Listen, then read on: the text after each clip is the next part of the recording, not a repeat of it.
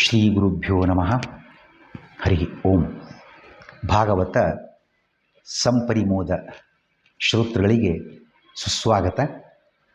ಹಿಂದೆ ನಾವು 3ನೇ ಎಪಿಸೋಡ್ನಲ್ಲಿ ಸುಮಾರು 56 ಪ್ರಶ್ನೆಗಳವರೆಗೆ ಚಿಂತನೆಯನ್ನು ನಡೆಸಿದ್ವಿ.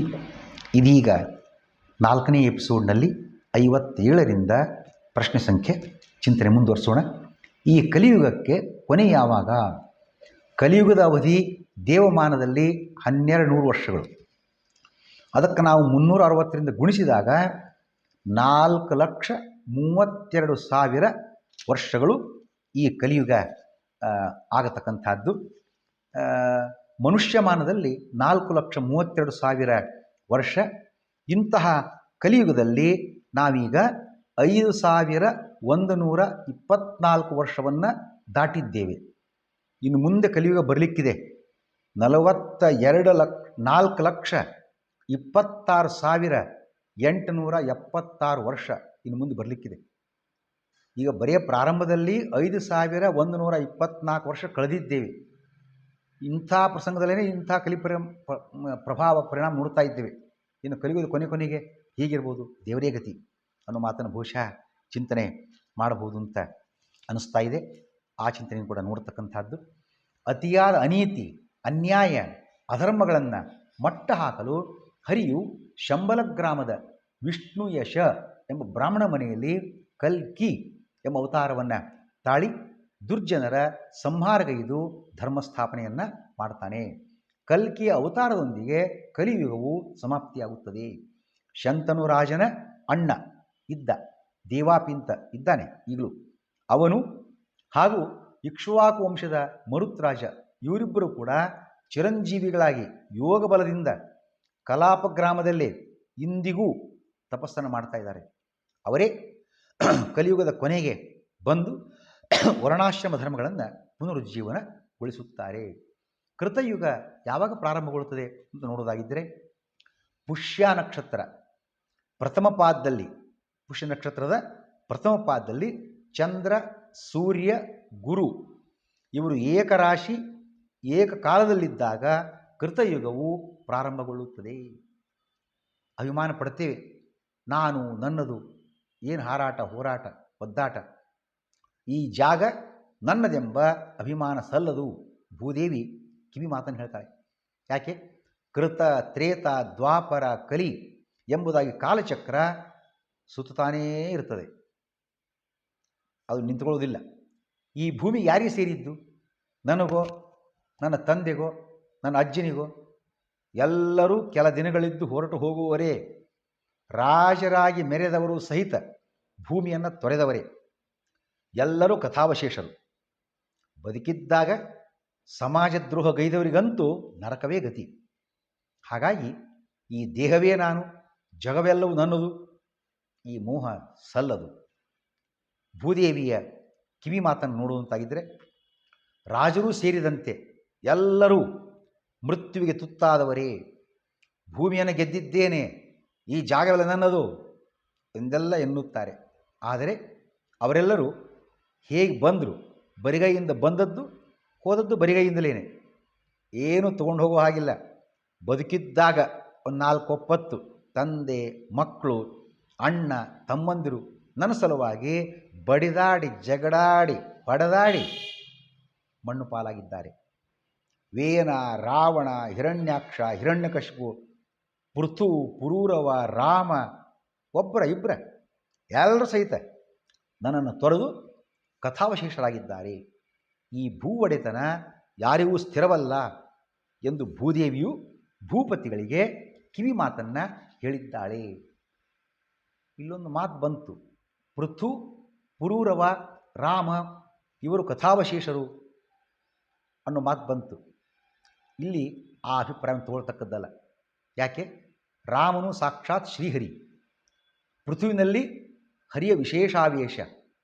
ಹರಿಗೆ ಹಾಗೂ ಅವನ ವಿಶೇಷಾವೇಶ ಇರತಕ್ಕಂಥವರಿಗೆ ಉಳಿದ ರವೇನ, ರಾವಣನಂತೆ ರಾಜ್ಯದ ವ್ಯಾಮೋಹ ಇರಲಿಲ್ಲ, ಇತ್ತು ಅರ್ಥೈಸಬಾರದು. ಲೌಕಿಕ ಸಂಪತ್ತು ನಶ್ವರ, ಮುಕ್ತಿಗಾಗಿ ಜ್ಞಾನ ವೈರಾಗ್ಯಗಳನ್ನೇ ಗಳಿಸಬೇಕು ಅನ್ನುವ ನೀತಿಯನ್ನು ಮಾತ್ರ ಈ ರಾಮ, ಪುರೂರವ, ಪೃಥುಚಕ್ರವರ್ತಿ ಮುಂತಾದವರಿಂದ ನಾವು ತಿಳಿಯಬೇಕಾಗಿದೆ. ಕೃತಯುಗ ಅದರ ಧರ್ಮ ಲಕ್ಷಣ ಏನು ಅಂತ ನೋಡೋದಾಗಿದ್ದರೆ ತಪಸ್ಸು, ಶೌಚ, ದಯೆ, ಸತ್ಯ, ಇವು 4 ಧರ್ಮದ ಪಾದಗಳು. ಎತ್ತಿನಂತೆ ಗಟ್ಟಿಯಾಗಿ 4 ಪಾದಗಳಿಂದ ಸ್ಥಿರವಾಗಿ ನೆಲೆಸಿದ ಸಮಯ ಕೃತಯುಗ. ಆಗಿನ ಜನರು ದೈವದತ್ತವಾಗಿರತಕ್ಕಂಥ ತೃಪ್ತಿ ಏನು ದೇವರು ಕೊಡ್ತಾನೆ ತೃಪ್ತರಾಗಿದೆ.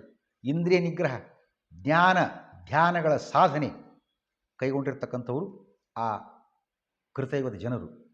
ಸತೀ ಸುತಾದಿ ಅಗಲಿಕೆಗಳಿಲ್ಲದೆ ದೀರ್ಘಾಯುಷ್ಯ ಎಲ್ರಿಗೂ. ಇವತ್ತೆಲ್ಲ ಕಣ್ಮುಂದೆನೇ ಸಾಯ್ತಾರೆ, ಮಕ್ಕಳು ಸಾಯ್ತಾರೆ, ಹೆಂಡತಿಯೂ ಸಾಯ್ತಾಳೆ, ಗಂಡನೂ ಸಾಯ್ತಾನೆ, ಎಲ್ಲ. ಅವತ್ತು ಹಾಗಿರಲಿಲ್ಲ. ಸತೀ ಸುತಾದಿ ಅಗಲಿಕೆಗಳಿಲ್ಲದೆ ಕೊನೆಯವರೆಗೂ ಗೃಹಸ್ಥಧರ್ಮಾಚರಣೆಗೆ ಅವಕಾಶವಿದ್ದ ಪುಣ್ಯಕಾಲ. ಅಂತೆಯೇ ಎಲ್ಲರೂ ಕೃತಕೃತ್ಯರಾಗುತ್ತಿದ್ದುದರಿಂದ ಕೃತಯುಗ. ನೋಡಿ ಎಷ್ಟು ಸುಂದರವಾದ ಶಬ್ದ. ಸತ್ವಗುಣದ ವೃದ್ಧಿಯಿಂದ ಎಲ್ಲರ ಮನಸ್ಸು ಇಂದ್ರಿಯಗಳು ಸುಸ್ಥಿತಿಯಲ್ಲಿದ್ದು ತಪಸ್ಸು ಜ್ಞಾನಾದಿಗಳಲ್ಲಿ ಆಸಕ್ತವಾಗ್ತಾ ಇದ್ದವು. ಇದು ಕೃತಯುಗ. ತ್ರೇತಾಯುಗ ಅಂತಂದರೆ ಧರ್ಮದ 4 ಪಾದಗಳಲ್ಲಿ ತಪಸ್ಸು ಅನ್ನುವ ಪಾದ ಮೊದಲನೇ ಪಾದ. ತಪಶೌಚಂ ದಯಾ ಸತ್ಯಂ, ಇದು 4 ಪಾದಗಳು. ತಪಸ್ಸು ಮೊದಲನೇ ಪಾದ ಹ್ರಾಸವಾಗ್ತದೆ ತ್ರೇತಾಯುಗದಲ್ಲಿ. ಜನರು ಧರ್ಮ, ಅರ್ಥ, ಕಾಮ ಈ ತ್ರಿವರ್ಗ ಸಂಪಾದನೆಗೆ ಯಾಗಾಧಿಕಾರಿಗಳನ್ನು ಅವಲಂಬಿಸ್ತಾರೆ, ಅದರಲ್ಲಿ ತೊಡಗುತ್ತಾರೆ. ರಜೋಗುಣವು ವೃದ್ಧಿಗೊಂಡು ಕೀರ್ತಿ ಸಂಪಾದನೆ ಆಸೆ ಹುಟ್ಟಿ ಕಾಮ್ಯಕರ್ಮಗಳು ಹೆಚ್ಚುತ್ತವೆ. ಇನ್ನು ದ್ವಾಪರಕ್ಕೆ ಬಂದಾಗ 2 ಪಾದ ಧರ್ಮ ಲೋಪವಾಗ್ತದೆ. ಯಾವುದದು? ತಪಸ್ಸು, ಶೌಚ, ಪ್ರಾರಂಭದ 2 ಪಾದಗಳು. ಆದರೂ ಜನ ವೇದಾಧ್ಯಯನ ನಿರತರು, ಶ್ರೀಮಂತರೂ ಆಗಿರುತ್ತಾರೆ.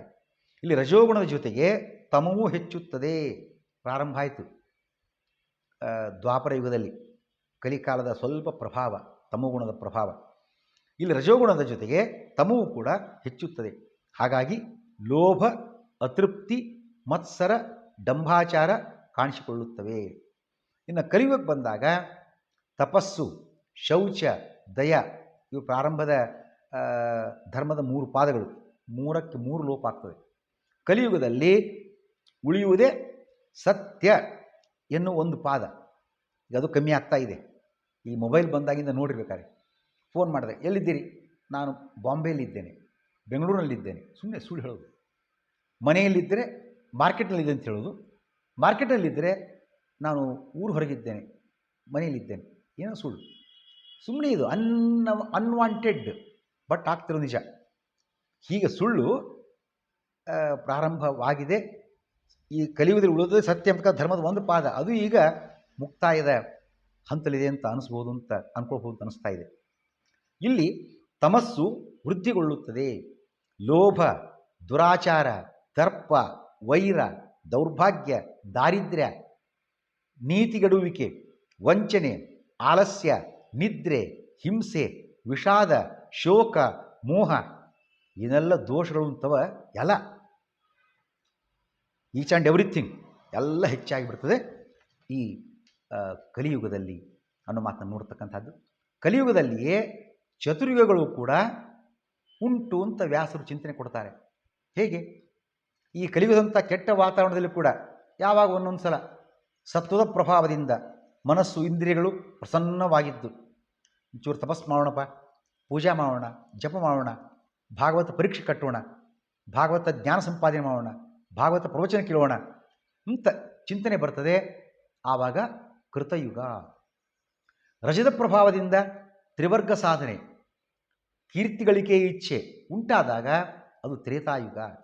ರಜ ತಮ ಗುಣಗಳ ಪ್ರಭಾವದಿಂದ ಲೋಭ, ಅತೃಪ್ತಿ, ಅಹಂಕಾರ, ಮಾತ್ಸರ್ಯ, ಕಾಮ್ಯಕರ್ಮಗಳ ಇಚ್ಛೆ ಉಂಟಾಗುವುದು ದ್ವಾಪರ ಯುಗ. ತಮಸ್ಸು ಹೆಚ್ಚಿ ವಂಚನೆ, ಸುಳ್ಳು, ಆಲಸ್ಯ, ನಿದ್ರೆ, ಹಿಂಸೆ, ಶೋಕ, ಮೋಹ, ಭಯ, ದುಃಖ ಇವೆಲ್ಲ ಕಾಣಿಸಿಕೊಳ್ಳುವುದು ಇದೇ ಕಲಿಯುಗ. ಇದನ್ನು ತಿಳಿಯಬೇಕು. ಅಯೋಗ್ಯರು ಉಪದೇಶಿಸುವುದು ಕಲಿಯುಗದ ಮತ್ತೊಂದು ಪ್ರಭಾವ.